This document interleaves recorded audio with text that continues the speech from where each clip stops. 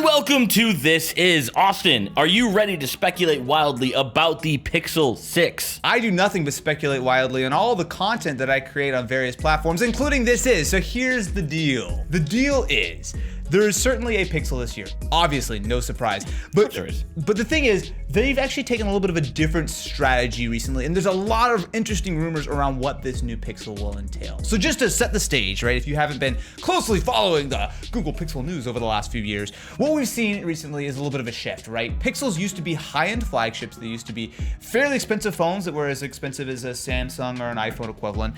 But the problem was they weren't selling. No, they were not. And I mean, part of that was they used to have two models. They would always have kind of like the high end and the low end. The XL and the standard. Yeah. And then they just kind of went, okay, well, no, we're going to do the Pixel and then usually like a Pixel A. Which, yeah, that was the main shift. Yeah, and I think that was a better move. They've really gone from flagship to mid-grade. Flagship has kind of gotten to be a weird term because flagship means the best phone that the company's putting forward, but a lot of people just assume flagship means $1,000. Like the top phone period. So like technically the Pixel is Google's flagship, but it's a mid-range phone. It's like $700, yeah. And so what happened was a couple years ago, they started to shift because the main Pixels were always like they had a problem, battery sucked, they didn't have an ultra wide camera, whatever the case was. But then they brought out the Pixel 3a and they followed up with the Pixel 4a, which are phones that are in that $350 price category, and they deliver really solid camera performance. So that's where kind of Google is at the moment, right? And while we did a video on the Pixel 5, and I really like that phone, I did not expect to actually daily drive that for as long as I did. And there are a lot of things there. It was probably the best overall Pixel they made in quite a while, even though the performance wasn't really there, specifically on the graphics side. Camera was good, although we'll talk a lot about that. But the build was great, the 90 hertz display, battery, like it was a solid device. Which brings us to the Pixel 6, right? Now we're certainly a little ways away from the Pixel 6 launching, but there have been some very interesting rumors about it, mostly related to what's inside the phone. Yes, so the big rumor is that this year, Google will be using their own proprietary in-house chips for their processors. Which is super interesting because previously, like we were saying earlier, they were high-end flagships. They used the same Snapdragon stuff that everyone else did. But with the Pixel 5, they actually went down to a mid-range Snapdragon, which did hurt performance, again, like we kind of talked about. But, you know, when you're spending $200 or $300 less than the iPhone 12s of the world, you expect that that's sort of okay. But what Google is doing here is they're actually developing their own semi-custom SoC. Now, exactly what that is going to enable, we don't exactly know. We don't know if it's going to be high-end. We don't know where they're aiming for the performance of this. The rumor is that they're developing this chip alongside with Samsung. Makes sense. So a lot of the speculation is that this is going to be basically a custom version of the Exynos chip. Basically, it's usually in their mid-range phones. They make full like flagship level Exynos that go into international versions of the S20, S21 devices, and they're generally, the Samsung chips are roughly equivalent to Snapdragon 865s and 888s and stuff. The main difference is that usually they're a little bit behind on like the process nodes. Like it's like 90-95% there.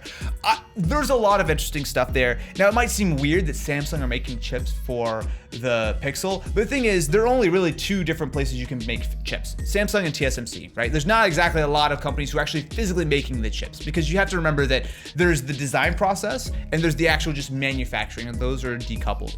Now, Samsung has a lot of interesting things coming up, including they're going to be using Radeon graphics in their Exynos chips, right? So there's interesting stuff here.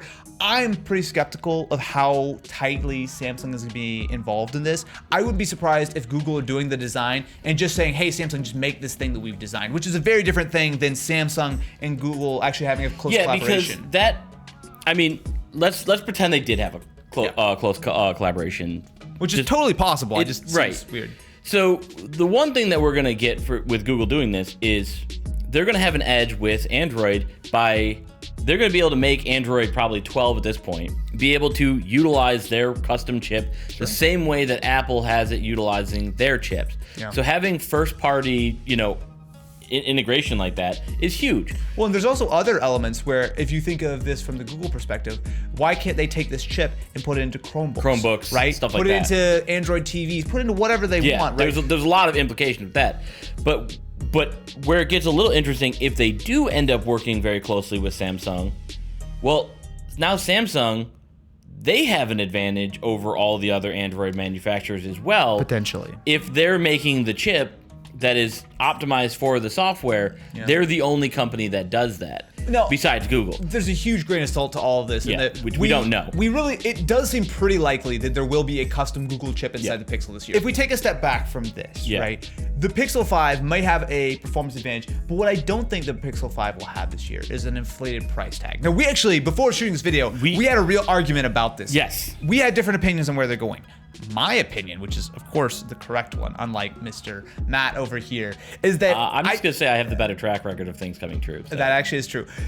I think the Pixel 6 will still stay in that roughly same price category, right? I think it makes sense for them to sell the high-end Pixel 6, which is the high refresh rate display, the nicer build, extra camera, whatever the case is. But that's gonna be like the premium option, which will I think still stay in that $600 to $700 price category. I'm gonna correct something I said when I was arguing with you, and I said it was $400. Like I got my pricing tiers confused. Oh, but, so I was right. Got it. Thank you for admitting. No. Overall, what my thought is the same. The Google line just needs to lower their price $100, $150 across the board. Across the board. Are you trying to tell me that they need to sell $250, $300 pixels? Yes, because right now, like you say, they're just kind of there. Pixels are very popular and they're good phones, but they're not a major market share. Yes. And right now, the Chinese phones have gotten so good. It's hard to compete. Like, go get a Poco phone. Is doing just as good. This is Google. They can afford to eat some of that cost because again, they have the Android system that is generating the money. Well, and what's the point of the Pixel? What's the point of the Nexus line? But to show the rest of the world what a Google phone can do, right? Yeah. This is the best of Android. Yeah. This is like what Google's vision of a perfect Android phone, or at least the optimal Android experience is. In order for Google to actually try and break back into the market, the Pixel 6 has to be like $500. It's possible. Because it gets even more complicated with Samsung. Samsung's bringing a bunch of their mid-range phones, and budget phones. Their budget phones to the U.S., which, again, you guys always say like, why do in my country this, my country this. Well, we're a U.S.-based channel. That's why we talk about the U.S. most of the time. But that's also the biggest market. So having Samsung bring in like the A32, which is a $300 5G phone, how does Google expect to compete with that? Because what I argue is, if you're like a mid-tier, if you're in the market for a mid-tier phone, you're not looking at specs. But it's always about what those specs enable. And there's two ways that Google can approach this, right? Google can either go, hey, we're gonna go up market, we're gonna charge more because we're gonna have the best performance, blah, blah, blah, right? Or they can talk about it from the perspective of, we're not paying all this extra money to Qualcomm. We're building our own chips. It's gonna be cheaper, even though it's probably not gonna be cheaper. But they can kind of say like, because we're building this in-house, all the money we're spending in the phone is going to you, the consumer, right? That's the brand-friendly approach to it. But the real answer is somewhere in the middle there, because there obviously are economies of scale. If they make 30 million of these chips a year and they put in all their products, that's certainly going to save them money. But there's another element to this that I think is really important for the Pixel, which is the camera. Yeah. The Pixel was synonymous with an amazing camera pretty much since day one, especially with Pixel 2. Pixel 1 had a very good camera. Pixel 2 was like, oh my God, this is an amazing camera. It really blew everything else out. And the problem is, it's been pretty much the same camera since then. Pixel 3, Pixel 3 was a little bit of an improvement, but I think that Pixel 3 camera has basically been frozen in carbonite since 2017 or whatever. They keep bringing it out. Now, to be fair, that same camera is on budget phones. It's on all the Pixels, right? And they have finally brought out things like the ultra wide and whatnot, which is fine. But the thing is, they've frozen that exact same sensor, pretty much the same everything, that camera system, short of updating the app and improving it here and there. But generally speaking, the performance of a Pixel 2 or Pixel 3 in the camera side isn't really that different than what you get out of a Pixel 5 that you bought a couple months ago. So I don't think they need to be up to quite the level of an S21 or an iPhone. No, they do. They do. The Pixel was the best camera on a phone for several years there, right? Like, it wasn't like, sure, the iPhone had better video, but like the Google, like their computational photography pushed the whole smartphone space up by a factor of 3 or 4 years, right? They were so ahead of the game. they haven't improved since then. And the problem is because they haven't improved since then, everyone is finally caught up. Surprise, surprise. That's the way that works. No, the way to fix this isn't complicated, right? Stop using the same older, smaller sensor, right? Everyone else, even the iPhone, are now using larger, much more modern sensors that not only have support for 8K video, blah, blah, blah. I don't care about that. 8K is dumb. Don't. But there are features on these sensors that not only have the larger size, but there are features on these sensors that the better HDR support, the higher bit RAW. So there's a lot of different things that a modern sensor can provide, and they already have the backend. Like the tough part of this, right? The tough part of making a great sort of smartphone camera is the software and the processing, which Google has. They just need better hardware on the devices to enable those photos to be better. It's not that hard. And I'm not saying that they don't need to improve their camera. They do need to improve their camera. But again, what I'm thinking, if they're saying we're going to be in the mid-range, which is where they've been going and then where they feel clearly the most comfortable.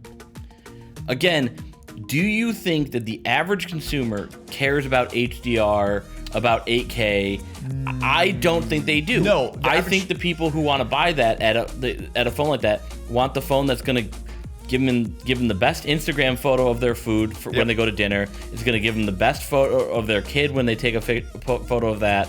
Something like that. Okay, well, let us actually know. Let us know in the comments below. Yeah. If you've ever purchased a Pixel, why did you buy it? Was it stock Android? Was it the camera? I'm sure there are a lot of legitimate reasons, but I bet for a lot of people, especially people who are not as incredibly handsome and technically savvy as you are, fine dear viewer who's ringling the dingling bell, please subscribe.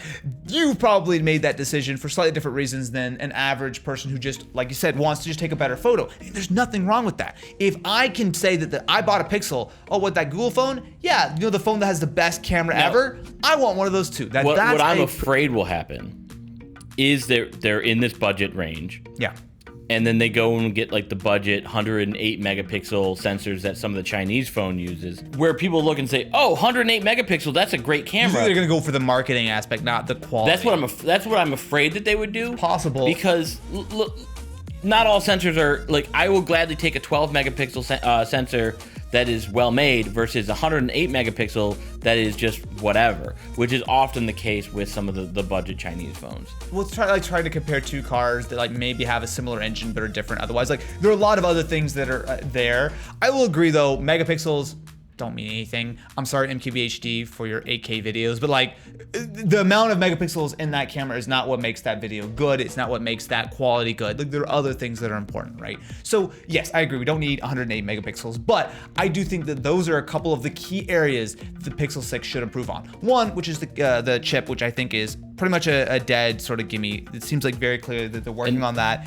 Obviously, it's a huge wild card. That chip could be terrible, right? We might be talking, oh, this is a downgrade. They made their first chip and it sucks. We don't know, but at least that's going to be a differentiating factor. And the camera is the other one. They need to deliver on at least just keeping up with everyone else. I don't know why I feel like I'm a crazy person here ranting. Pixel, make better cameras, but I feel passionate about that because that was one of the big reasons why I could say with a completely straight face to almost anyone who's interested in an Android phone, yeah, that Pixel is great. The camera is killer.